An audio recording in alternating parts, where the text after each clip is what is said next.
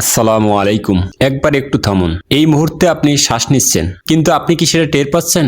না, আমরা কেউ টের পাই না। কারণ শ্বাস আমাদের কাছে এতটাই স্বাভাবিক হয়ে গেছে যে আমরা ভুলেই গেছি এই শ্বাসটাই আমাদের জীবন।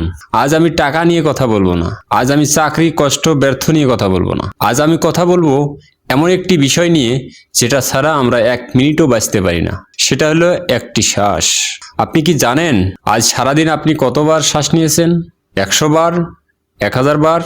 না ভাই, আপনি নিয়েছেন 20,000-এরও বেশি বার শ্বাস। কিন্তু একবারও কি আপনি বলেছেন আলহামদুলিল্লাহ আমি শ্বাস নিতে পারছি? বিজ্ঞান বলে একজন স্বাভাবিক মানুষ প্রতি মিনিটে প্রায় 12 থেকে 20 বার শ্বাস নেয়, মানে 1 ঘন্টায় প্রায় 900 বার, আর একদিনে প্রায় 20,000 থেকে 22,000 বার। এই প্রতিটি শ্বাসের সাথে আমরা ভেতরে নেই অক্সিজেন। এই অক্সিজেন আমাদের রক্তে মিশে মস্তিষ্কে যায়, শরীরের প্রতিটা কোষে যায়। এই অক্সিজেন না থাকলে আপনার চোখ খুলতো না, আপনার জিহ্বা কথা বলতো না, আপনার হৃদয়ে স্পন্দন করতো না। একবার কল্পনা করুন, মাত্র 3 মিনিট শ্বাস বন্ধ, শরীর দুর্বল হয়ে যায়, চোখে অন্ধকার নামে। 5 মিনিট হলে মানুষ জীবন আর মৃত্যুর মাঝখানে দাঁড়িয়ে যায়। এত মূল্যবান জিনিস যেটা ছাড়া 5 মিনিটও বাঁচা যায় না, সেটাকে আমরা কত অবহেলা করি একবার কি ভেবে দেখেছেন?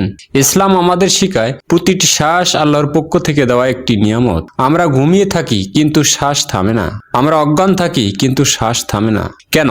কারণ আল্লাহ এখনো আমাদের সুযোগ দিচ্ছেন। আল্লাহ চাইলে এই শ্বাস 1 সেকেন্ডেই থামিয়ে দিতে পারেন। তখন টাকা, ডাক্তার, শক্তি কিছুই কাজে আসবে না। একবার হাসপাতালে গিয়ে দেখুন, একজন মানুষ বিছানায় শুয়ে আছে, নাকে লাগানো অক্সিজেন, চারপাশে চিন্তিত মুখ। সেই মানুষটা আজ শুধু একটা জিনিসই চাইছে, একটু শ্বাস।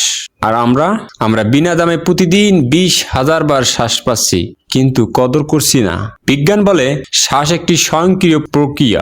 ইসলাম বলে এই স্বয়ংক্রিয় প্রক্রিয়াটাও আল্লাহর নিয়ন্ত্রণে। বিজ্ঞান বলে অক্সিজেন ছাড়া জীবন নেই। ইসলাম বলে আল্লাহ চাইলে অক্সিজেন থাকলেও জীবন নেই। একবার ভাবুন, আপনি রাতে ঘুমাতে যান, আপনি জানেন না আপনি সকালে উঠবেন কিনা, কিন্তু তবুও আপনি চোখ বন্ধ করেই শ্বাস নিতে থাকেন। এটা কি শুধু শরীরের কাজ, নাকি এটা আল্লাহর নিয়ামত? আজ আমি আপনাকে বড় কিছু করতে বলছি না, আমি শুধু একটাই কাজ করতে বলছি। যখন শ্বাস নেবেন মনে মনে বলবেন আলহামদুলিল্লাহ, কারণ এই শ্বাসটাই আপনার সবচেয়ে বড় সম্পদ। হয়তো একদিন এই শ্বাস থেমে যাবে, সেদিন আমরা টাকা চাইবো না, সেদিন আমরা ক্ষমতা চাইবো না, সেদিন আমরা শুধু বলবো আরেকটু শ্বাস। কিন্তু তখন আর সুযোগ থাকবে না। তাই যতদিন শ্বাস চলে ততদিন কৃতজ্ঞ থাকুন, কারণ জীবন মানে শুধু বেঁচে থাকা না, জীবন মানে প্রতিটি শ্বাসের কদর করা। যদি এই কথাগুলো আপনার একটু হলেও ভালো লাগে তাহলে লাইক দিন, কমেন্ট লিখুন আলহামদুলিল্লাহ, আর সাবস্ক্রাইব করুন। আল্লাহ হাফেজ।